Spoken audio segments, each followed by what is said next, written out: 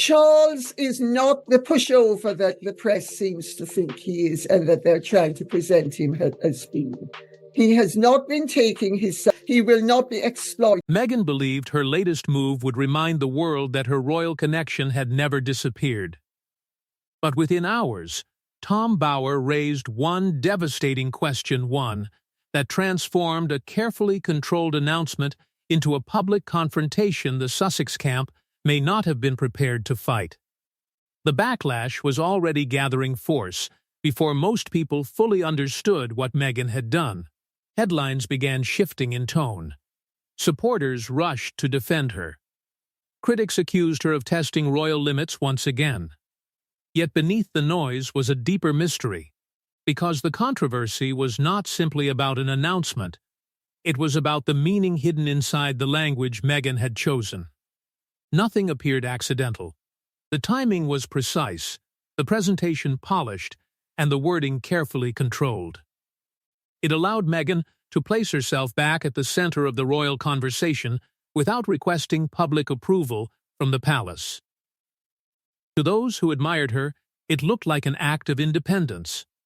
After years of criticism, restriction, and endless debate over her identity, she was reclaiming the part of her story others had tried to define for her. Then, Tom Bower intervened. His challenge was not vague, and it was not delivered as harmless commentary. He focused on one phrase and questioned whether Meghan had crossed an invisible boundary separating personal identity from royal authority.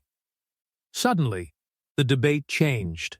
This was no longer about confidence, branding, or a woman choosing how to present herself.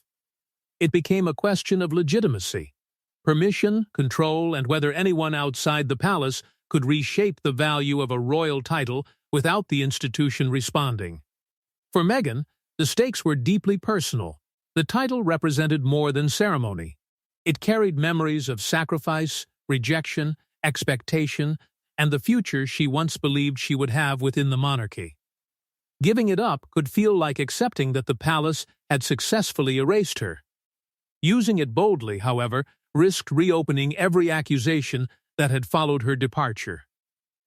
Harry understood that danger better than anyone. His instinct may have been to defend his wife, but he also knew royal titles were not treated like ordinary possessions. They came with customs, obligations, and traditions written long before either of them entered this conflict. Meghan could challenge those traditions, but neither of them could pretend they did not exist. Their advisors had expected criticism. What they had not expected was for a single phrase to become the center of the entire story. Behind palace doors, officials remained publicly silent, yet that silence did not mean indifference. It suggested calculation. They were watching, assessing, and deciding whether Meghan's move required a response. Because the real backlash was never about one word. It was about whether Meghan was attempting to redefine royal membership from outside the monarchy itself.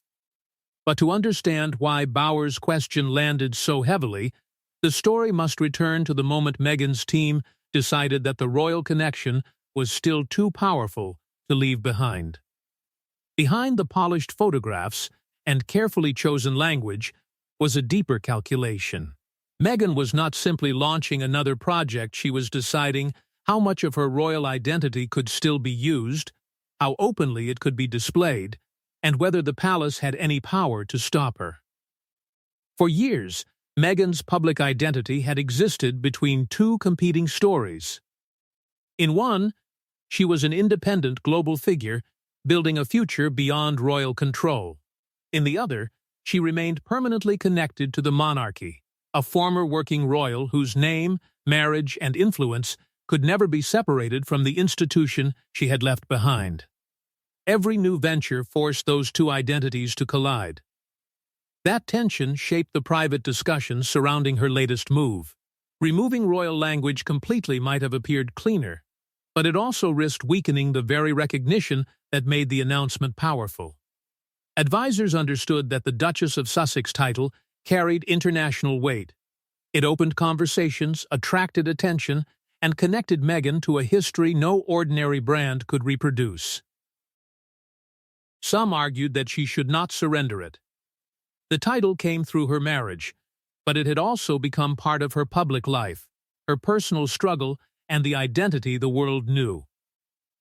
Why should damaged palace relations force her to abandon something she had carried through years of criticism? Others saw danger. They feared that placing the title too prominently would revive the accusation Meghan had never fully escaped, that she wanted the prestige of royalty without the service, limits, and scrutiny that came with it. The more official the wording sounded, the easier it would be for critics to claim she was borrowing the crown's authority while operating beyond its control. That was the conflict at the heart of the decision. Meghan had rejected the institution's restrictions, yet she was unwilling to let that institution erase her place in royal history. Using the title became emotionally symbolic. It declared that leaving Britain had not removed her from the story, and that palace disapproval could not rewrite what she had endured or achieved. Harry initially understood that argument. He knew the title belonged to their shared life. But as the language was revised, his support may have given way to unease. What began as personal identification was starting to sound almost official. The Sussex position was simple. The title remained theirs. The palace view was far more complicated. Royal styling carried expectations, constitutional sensitivity, and old understandings about commercial independence. Previous warnings and private agreements still hung over every decision. Meghan's team appeared to believe they had found a route around those limits. The wording was careful enough to avoid a direct breach, yet strong enough to preserve royal power. Every phrase was discussed. Every risk was considered. And despite the warnings, the final version was approved. The strategy appeared clever on paper, but once the title was placed before the public, one detail made it look far more provocative than Meghan's advisors had intended. It was not the size of the announcement that troubled royal observers. It was the wording beneath Meghan's name, formal, deliberate, and unmistakably connected to the crown. To the public, it looked elegant. Inside royal circles, it allegedly looked like a warning that old boundaries were being tested again. The title had not been hidden in small print or treated as a passing formality. It appeared prominently, attached to Meghan's new initiative in a way that gave the project immediate status. The presentation was polished, confident, and unmistakable. Meghan was not introduced merely as a public figure, campaigner, or entrepreneur. She was presented as the Duchess of Sussex. To her supporters, there was nothing controversial about it. Meghan remained married to Prince Harry. The ducal title was still part of their public identity, and using it appeared no different from acknowledging a name the world already knew. They argued that critics were manufacturing outrage around something that had never truly been surrendered. But the opposing view was gathering strength. If the project represented Meghan's independence from royal life, critics asked, why was royal status being placed so close to its center? Why emphasize a connection to the crown while insisting that the venture stood entirely outside palace influence? That question allegedly drew attention behind palace doors. Aides began examining not only the title itself, but the impression created by its placement. Could international audiences assume royal approval? Could partners believe the initiative carried institutional support? And could formal styling suggest that Meghan continued to speak with an authority she no longer officially held? The distinction was delicate, but critical. Possessing a title was one matter. Presenting it in a way that appeared to represent the monarchy was something else entirely. The wording seemed to blur the border between private enterprise and public royal duty, and once that border became unclear, silence could become dangerous. Buckingham Palace offered no immediate response. That vacuum was quickly filled by commentators, former royal staff, and increasingly hostile headlines. Every hour without clarification made the controversy appear larger. Tom Bower noticed more than Meghan's title. He noticed the context surrounding it. To him, the move allegedly reflected a familiar Sussex pattern, resisting royal control while preserving royal symbolism whenever it strengthened their public position. Meghan's defenders pushed back fiercely. They argued she was condemned whatever she chose, using the title, avoiding it, speaking out, or remaining silent. Yet Harry understood palace silence differently. He knew it could signal careful internal discussion rather than indifference.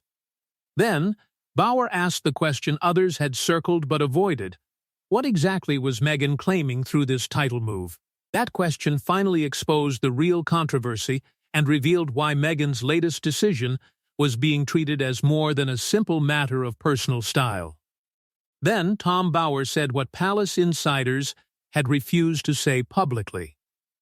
Meghan's move, he argued, was not merely the use of a title she already possessed. It was an attempt to preserve royal authority, commercial power, and public prestige without returning to the obligations that originally gave that title meaning. At the center of his argument was the way Meghan had repositioned herself.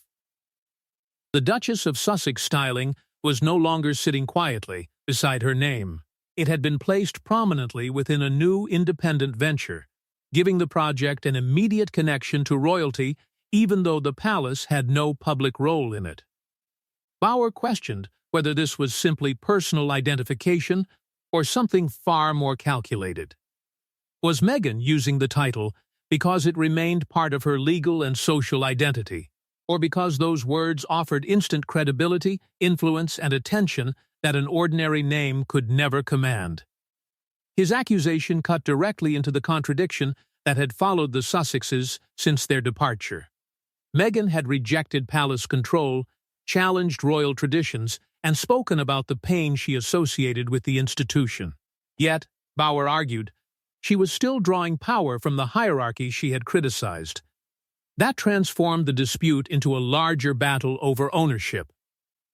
Did Harry and Meghan control the Sussex identity because they lived with the title and carried its consequences? Or did the monarchy retain the final authority because the title had come from the crown? Then came the most damaging question of all. Would the venture receive the same level of international interest if Meghan's royal title were removed from the announcement? The backlash intensified almost immediately. Commentators repeated the question. Newspapers turned it into a wider argument about privilege. Social media users accused Meghan of wanting the prestige of monarchy without accepting its limitations, service, discipline, or scrutiny. Her defenders saw hypocrisy. They argued that the title remained legitimately hers and that male royals were rarely condemned for benefiting from inherited status in private life.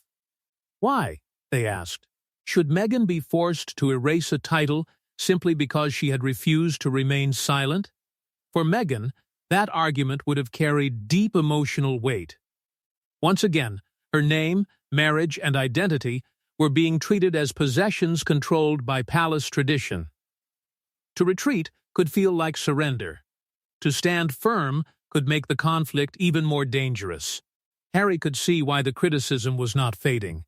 It reached back to unresolved questions from their royal exit. Questions about freedom, responsibility, status, and whether they could truly separate from the institution while keeping its most powerful symbols.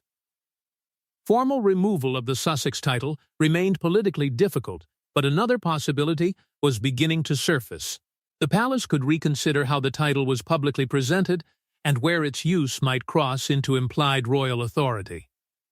And Bower's intervention may have forced that discussion forward. Behind closed doors, officials were reportedly no longer studying headlines.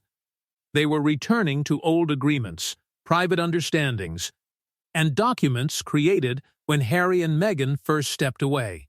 Once those documents were reopened, the argument moved beyond public opinion and into the private rules negotiated during one of the most painful separations in modern royal history.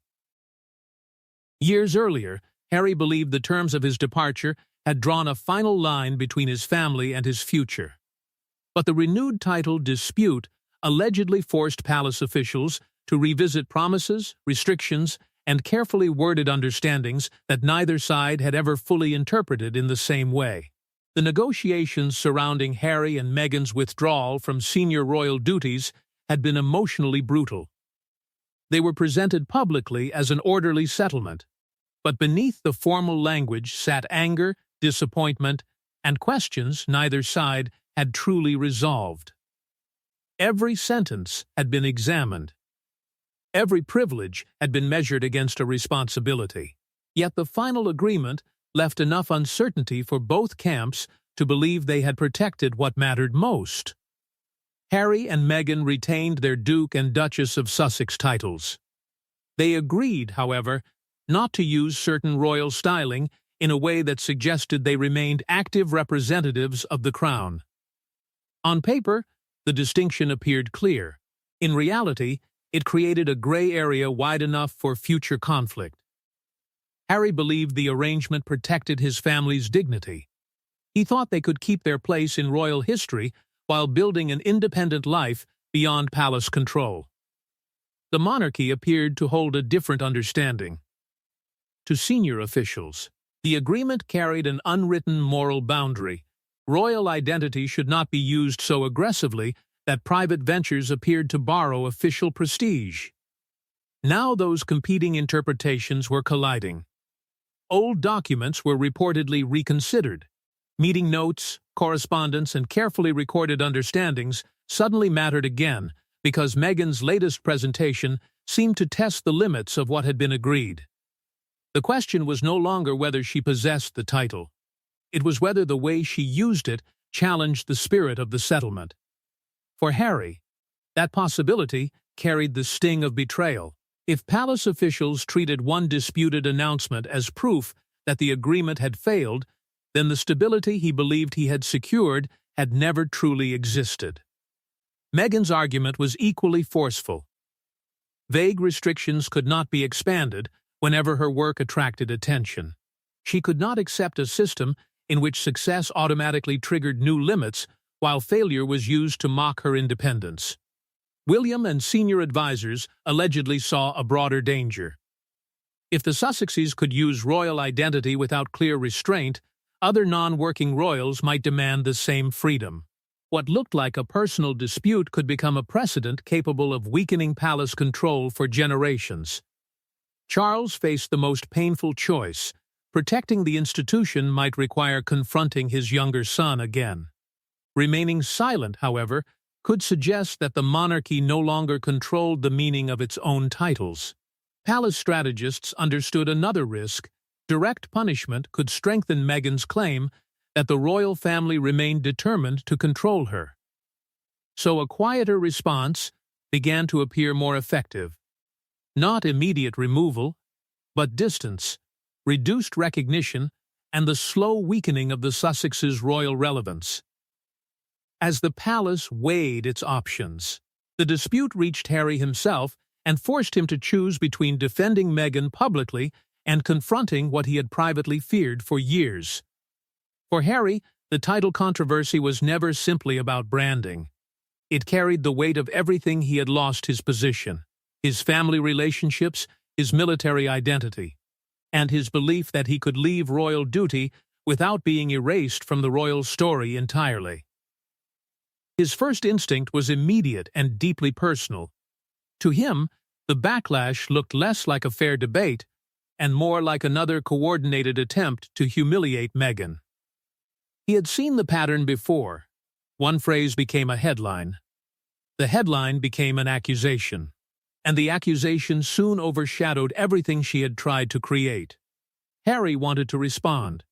He wanted to challenge Bauer's claims and defend Meghan's right to use the identity she had carried for years.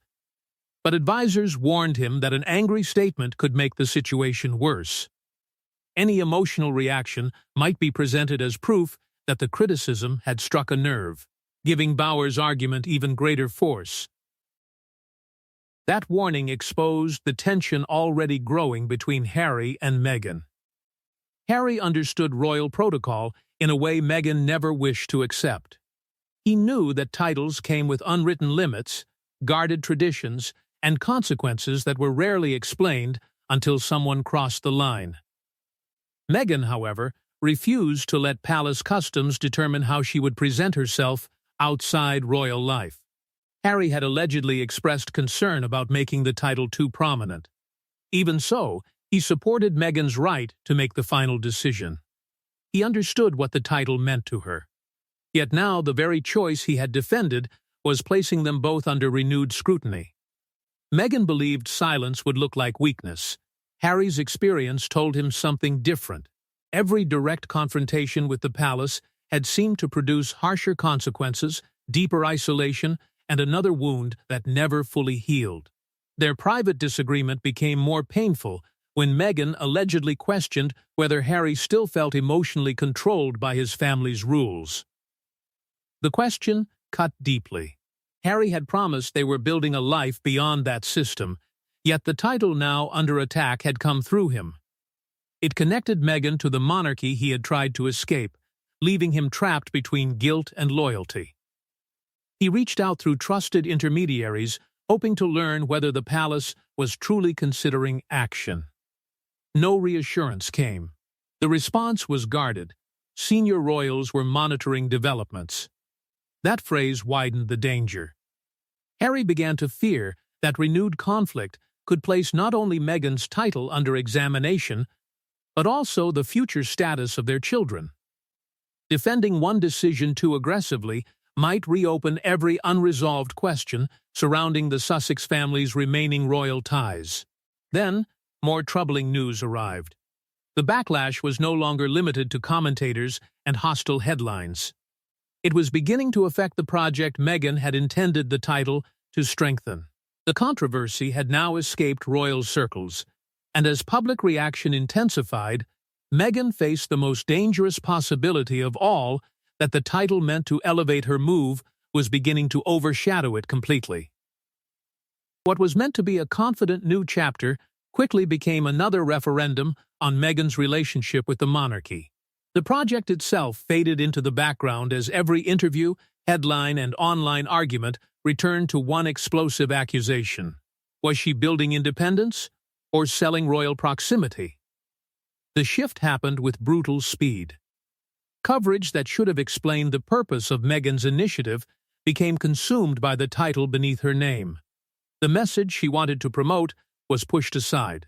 Instead, commentators debated royal privilege, palace approval, and whether her independence depended on the very institution she had left. That change created unease among those connected to the project. Supporters who had expected an empowering launch now faced questions they had not prepared to answer. Collaborators worried that their involvement might pull them into a royal argument far larger than the work itself. Planned appearances suddenly carried a new risk, because every interview could become an interrogation about titles rather than the initiative Meghan wanted discussed. For Meghan, the frustration was familiar and deeply painful. Once again, her work was being judged through the conflict surrounding the monarchy. Whatever she built seemed unable to exist separately from palace history. Yet the controversy also created a troubling contradiction. A tension was rising. Searches increased. Headlines multiplied. Criticism was damaging the project's message while expanding its visibility. Her defenders accused Bauer of exposing a clear double standard. They argued that Meghan's title had been deliberately weaponized against her and that other royals benefited from inherited status without facing the same hostility. Critics answered that the backlash was entirely predictable because the Duchess' styling had been placed so prominently. To them, the royal connection was not incidental. It was part of the strategy. Inside Meghan's circle, disagreement hardened. Some advisors reportedly urged a quiet reduction in the title's prominence. Others wanted an aggressive defense that would challenge Bauer directly. A third group believed any change would make the controversy appear more serious. Meghan resisted altering anything. Stepping back now could look like an admission that Bauer had correctly identified the motive behind the move. She had spent years fighting the idea that palace pressure should determine her choices. Surrendering under public criticism would only strengthen that narrative. Harry saw another danger. What began as a manageable dispute over presentation was becoming a fresh family fracture, driven by pride, suspicion, and the refusal of either side to retreat. Then whispers emerged that the palace was considering broader guidance for all non-working royals using titles in private ventures. Bauer's question may have triggered something much larger than backlash against Meghan. It may have opened the door to a policy capable of changing how royal identity could be used for generations. And that possibility brought the story to its final and most consequential stage, because the monarchy was no longer deciding how to respond to Meghan alone, but how royal identity would be controlled in the future. The palace could ignore one headline, one commentator, or even one controversial announcement. What it could not ignore was the precedent. If royal titles could become independent global brands beyond palace control, then Meghan's move had exposed a weakness the monarchy would eventually be forced to confront. The dispute had now grown beyond Meghan, beyond Harry, and even beyond the project that triggered it. At its center was a question the monarchy had avoided for years: who truly controlled the value of a royal title once its holders stepped away from official duty. Palace officials allegedly began considering clearer boundaries. New guidance could govern commercial ventures, endorsements, public styling, and any presentation that might suggest royal approval. Such rules would not affect the Sussexes alone. They could reach extended family members, future generations, and every royal who might one day attempt to leave official life while keeping the influence attached to their name.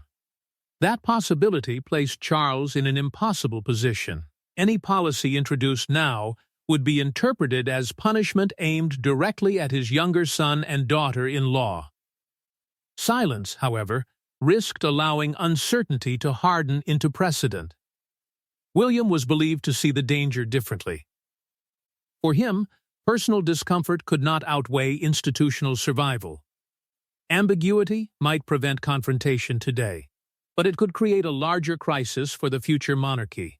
Without firm boundaries, royal identity could slowly become something the palace granted but no longer controlled. Meghan was unlikely to accept that argument. From her perspective, palace tradition could not govern her private identity forever. She lived outside Britain, held no working role, and had built a life beyond official royal service. Why should an institution she no longer represented continue deciding how she described herself? Harry understood that both positions contained a painful truth. His title connected two lives that could never fully coexist: the royal identity he inherited and the independence he fought to create. That contradiction meant the dispute might never be permanently settled. This was why Bauer's question had proved so powerful. It forced the public to decide what Meghan's title actually was: a personal identity, an inherited privilege, or an institutional asset whose meaning remained controlled by the crown. The backlash had damaged Meghan's launch, but it had also revealed how strongly her global relevance remained tied to the monarchy she left behind. No formal punishment needed to come immediately. Silence, distance, and reduced recognition could slowly perform the same work without creating another public explosion. Meghan could stand firm before the world, yet privately the uncertainty would remain. The next palace decision could weaken the Sussex brand or strengthen her claim that the monarchy still feared her independence. The battle was no longer about whether Meghan could call herself Duchess. It was about whether the monarchy could control what that word meant after someone had walked away. Because behind every royal title lies an invisible agreement between privilege and duty, and Meghan's latest move may have forced the palace to decide what happens when that agreement finally breaks.